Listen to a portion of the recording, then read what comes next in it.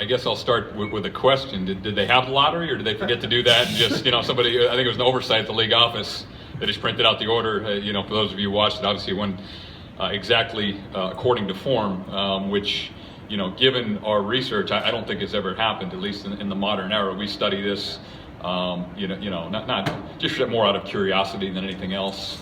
And we have our checklist and the odds and all that, and just going down the line, starting at 14 up to 1. Obviously there was no movement.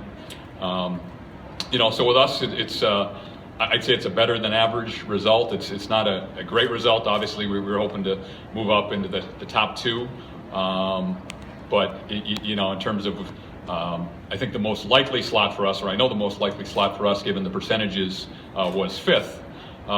There's 35.1% chance we picked 5th, so to end up at 4th, we view that as a win. And then to keep, Washington's pick in the 13th slot, we're the only team, with how the balls bounced, that ended up with 2 lottery picks. So we're happy about that. And I guess with that, I'll take any questions you guys have. Brian, what's next now for you as far as the pre-draft workout process? Yeah, so that process is getting started shortly. We'll have more information to you guys soon. We're kind of going to do it. I think how we've done it in the past, at the beginning of each week, we'll send out kind of a list of days we're expected to have workouts. Just to give you guys a heads up, we're going to have a workout tomorrow. So that process has started. Now, in terms of our picks, and obviously we know where we're picking now at 4 and 13 in the lottery. We also have the 28th pick late in the first round and the 34th pick in the early second round. So we've scheduled a lot of workouts already. A lot of players who will end up in the lottery or think they'll end up in the lottery wanted to wait until after the ping pong balls are drawn. Their agents wanted to wait to see where teams ended up, and that schedule kind of movement in the lottery. But we'll have workouts pretty consistently starting tomorrow, for at least the next 3 or 4 weeks. Draft's on June 23rd, so we usually wrap up a few days before that. But that'll be kind of how we've done in the past. Most of the workouts, pretty much all the workouts, will be here at the arena, and we're able to go 3-on-3. Play some 2-on-2, 3-on-3, and we can have 6 to take anything away from them. I think they're 2 really talented young players. If the draft does go according to form, as it's projected.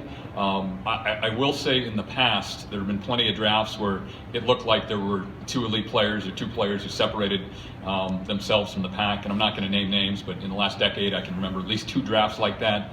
And in retrospect, neither one of them, that turned out to be the case, where those 2 guys were the 2 elite players, and they were head and shoulders above the rest of the draft. So that's why we're happy at 4. We're comfortable at 4. Obviously, we would prefer to move up. The higher, the better in these kind of things. You guys know how that goes. But we think, assuming those guys are off the board with the top 2 picks, that at 4th we'll have a lot of options, and I think the pick will have a lot of value to us. I think it'll also have a lot of value around the league in terms of trade calls and things like that. So obviously we'll answer the phone and see what comes our way.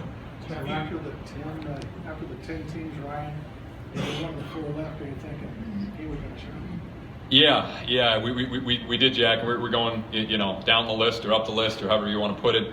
And it was weird. You're waiting for movement. I think there's some anticipation in the room, just waiting to see an envelope, other than the one on the list. And when they kept just going according to form, and we got up to 4, that was intriguing to us. Because I have the odds here in front of me. Our range was obviously 1 to 7. The second least likely pick was the 4th pick. There's a 9.9% chance we get the 4th pick. The least likely pick was 7th, and then so in 4 we're optimistic. But at the same time, again, it could have been 7. We could have moved 5 with our most likely slot.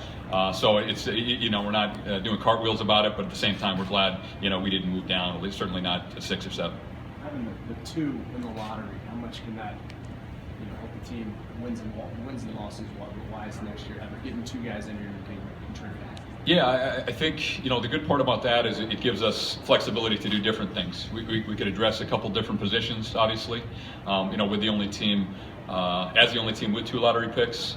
I guess in theory, and we have to talk more about this, but you could maybe take, 1 younger guy, maybe with some more upside, more potential, and then 1 more established guy, just to get players in different ranges and different stages in their development.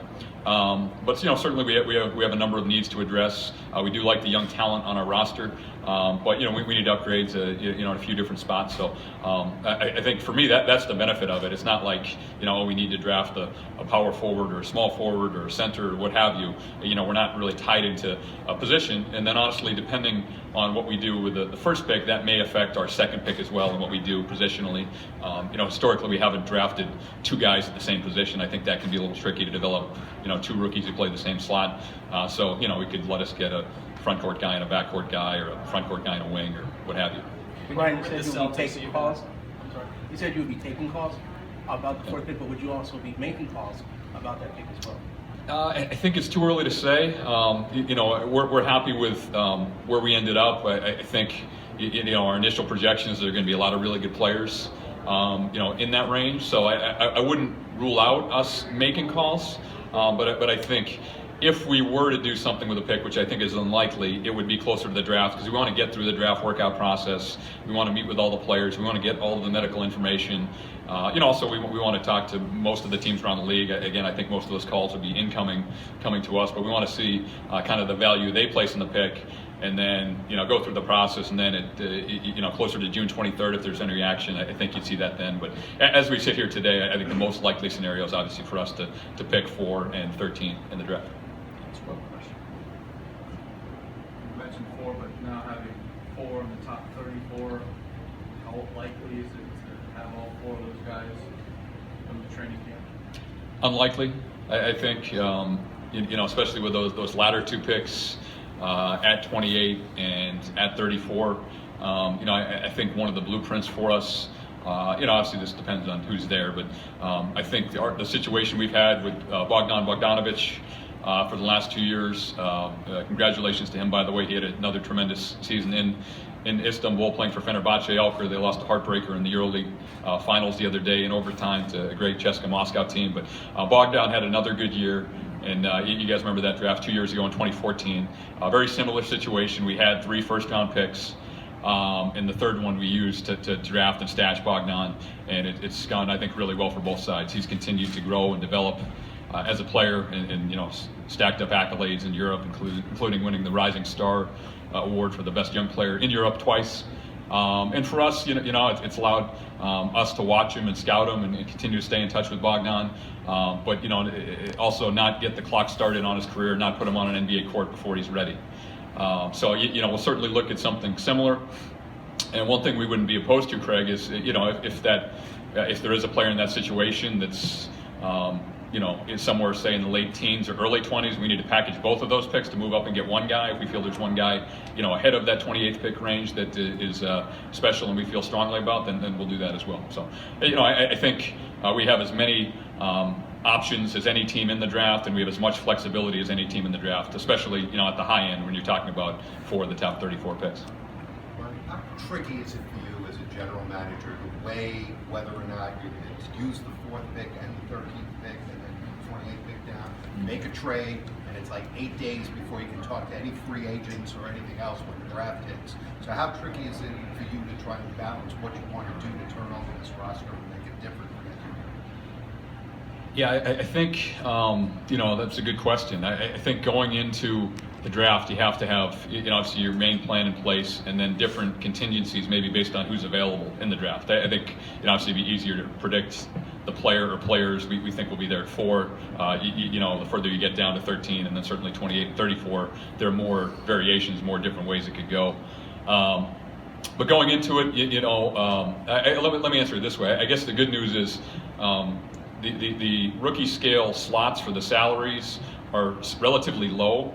So that doesn't really affect your cap space too much. If we draft guys at, say, 4, 13, and 28, that's not going to make a significant dent in our salary cap space. So they're in some ways they're related. Obviously, positionally, you want them to be related, because we need to figure out how to address a few positions. One in particular at the power forward spot. After trading Morris to Washington, and then we have John Lure and Mirza Teletovic as unrestricted free agents. That's one, for example, that we'll probably need to address in multiple ways, either through the draft, trades, and/or free agency, because we'll need multiple guys at that spot, which obviously includes potentially re-signing Lure and Teletovic. So, answer your question, it's a dilemma. not knowing what's going to happen in free agency. But our philosophy, my philosophy, has always been just take the best players in the draft and then figure the rest of it out down the road. Ryan, obviously you have to meet the players first, but would you say there's any advantage to drafting an international player and leaving them overseas for a while rather than taking them and putting them on your D-League team to develop, or vice versa?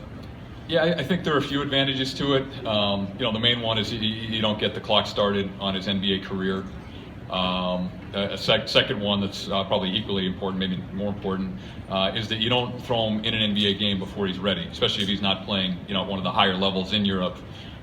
You see it, a lot in baseball. They're worried about trotting a pitcher out there and having him get kind of hit around before he's ready for, Major League Baseball action. So, there are some benefits to it. There are some advantages to it. With Bogdan's situation, he played at a relatively high level with Partizan, his former team in Serbia.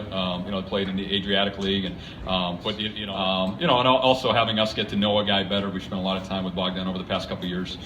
So again, it's not something that we're definitely going to do, but it's certainly an option for us and something we're thinking about. Because I do think it is a pretty strong draft internationally, especially when you're talking about the back half of the first round or the early second round. All right, is that it? Thanks, guys.